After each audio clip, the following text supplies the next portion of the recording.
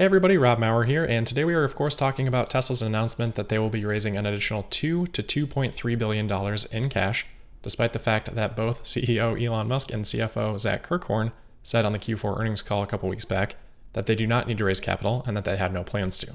So we'll look at the financial impact, we'll look at why their thoughts on this might have changed, and we'll look at how this impacts Tesla shareholders, whether or not this is a good thing or a bad thing. Starting off with the reason for why, Tesla says in the filing, quote, "We intend to use the net proceeds from this offering to further strengthen our balance sheet, as well as for general corporate purposes," end quote. So a pretty generic comment there, and the general corporate purposes I think gives Tesla a lot of flexibility in terms of how they use this capital later on. So we'll talk a little bit more about those reasonings in a bit. But first, let's look at how this actually breaks down financially and the impact on Tesla's equity. So how this capital raise will work is Tesla will create new shares, in this case 2.65 million to 3.05 million new shares, and then they'll work with brokerages to sell those shares into the market for a certain price. The price that they specified in the prospectus as a hypothetical was the closing price on Tuesday, so that was $767 per share. However, of course, today Tesla is up about 5% to $804 per share, and this is actually a really important and good thing for this capital raise. As Tesla continues to finalize this deal, I expect, as does Fidelity, that $804 share price will be the price on the capital raise. And that means Tesla can actually get a little bit more capital than what was laid out this morning. So as I said, the offering was 2.65 to 3.05 million shares. The additional shares are there in case brokerages end up oversubscribing and there is more demand for shares than can be fulfilled by that base offering. I don't remember a time in Tesla's history where they have raised capital and those additional shares have not been taken, so I fully expect that to happen in this case as well, and I expect the share count for this offering to be that 3.05 million shares.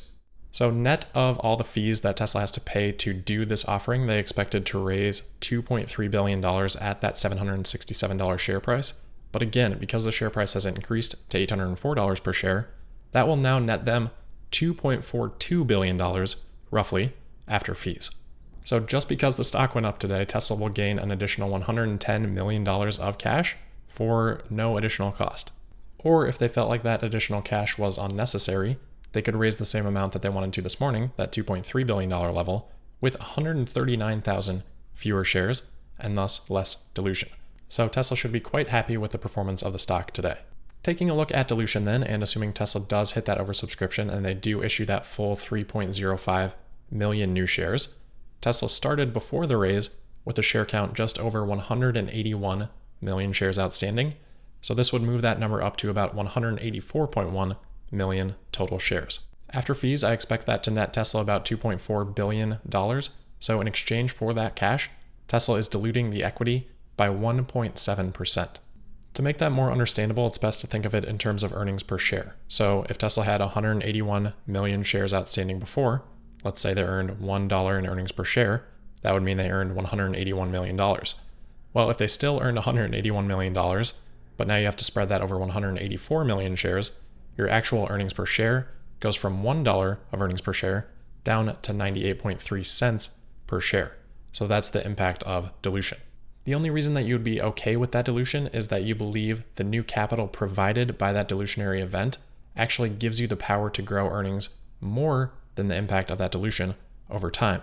So let's say this new capital in this hypothetical scenario allows Tesla to generate, $190 million in earnings rather than $181 million in earnings like we just said before. If the new capital is fundamental in allowing you to hit that new earnings number, then it totally makes sense to take the dilution, because in this case you'd be earning $1.03 per share rather than $1 per share, even though the share count did increase. So no dilution is obviously ideal, but in the case that some dilution allows you to actually have more earnings power over time, then that dilution does make sense. The nice thing about Tesla raising capital at these prices is that dilution is much, much lower than it would have been at lower prices even 6 to 9 months ago. For example, the last time that Tesla raised capital, they did so at $243 per share. If Tesla had wanted to raise the same $2.4 billion at $243 per share, they would have needed to issue 10.1 million new shares rather than the 3.05 million new shares that they issued instead. That would mean instead of dilution of 1.7%, you have dilution of 5.6%. So this is one of the huge benefits of having that higher stock price and having that higher market capitalization.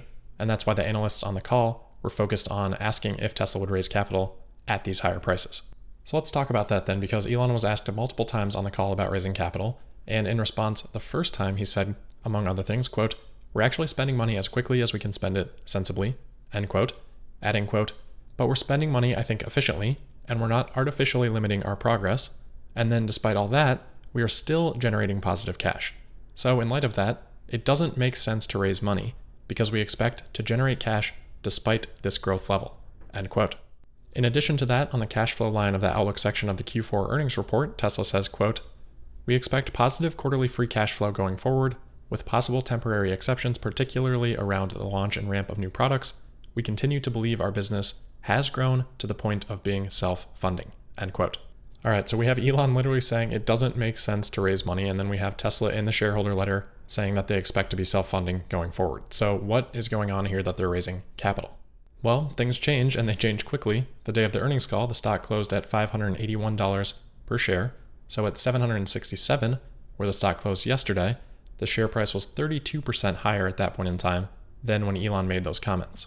That higher share price means less dilution, as we just talked about. If Tesla had decided to raise the same amount of money at $581 per share, they would have had to have issued 4.2 million shares, which would have been 2.3% dilution versus the 1.7 that we're seeing today. And that's significant. That's a 1.2 million share variance from what Tesla has to issue today.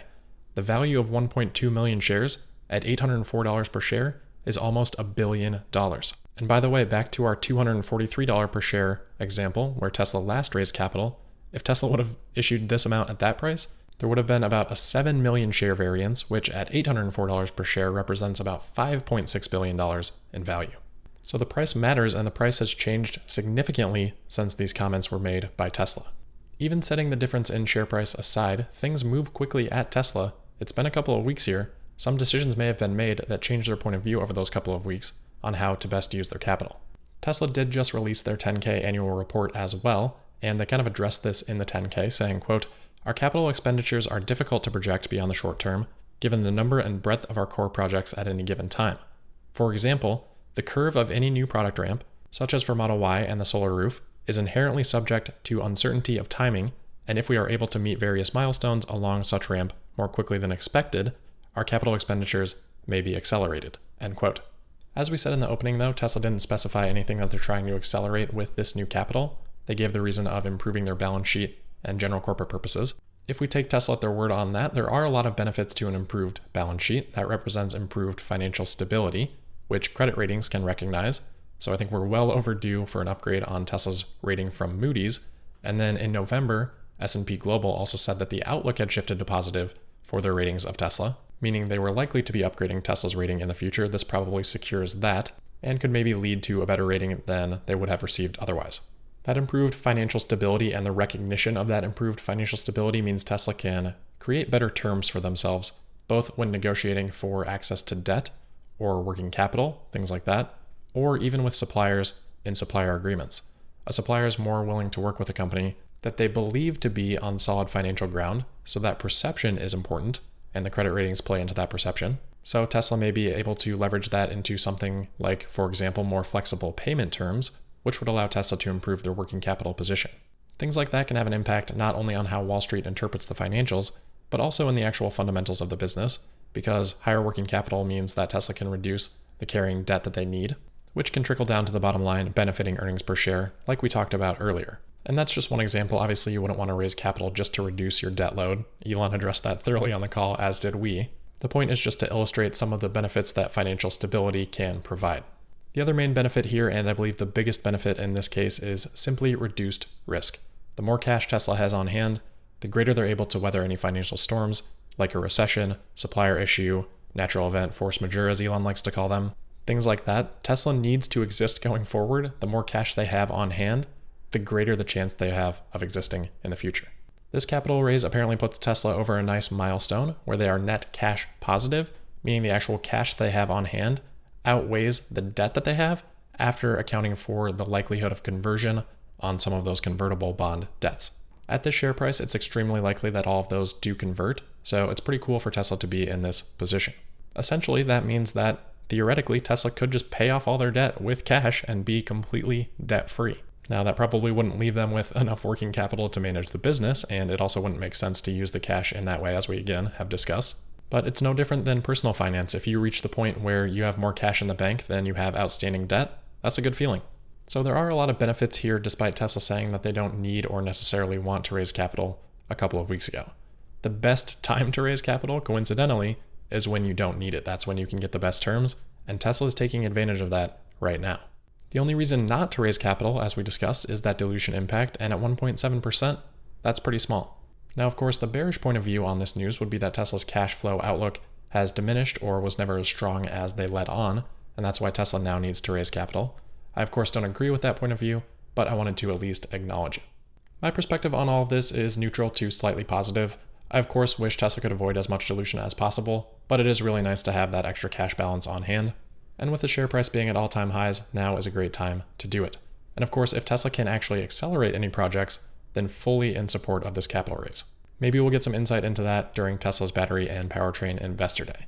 But that will do it for today. As always, huge thank you for listening. Don't forget to subscribe, and I will see you tomorrow for the Friday, February 14th episode of Tesla Daily. Thank you.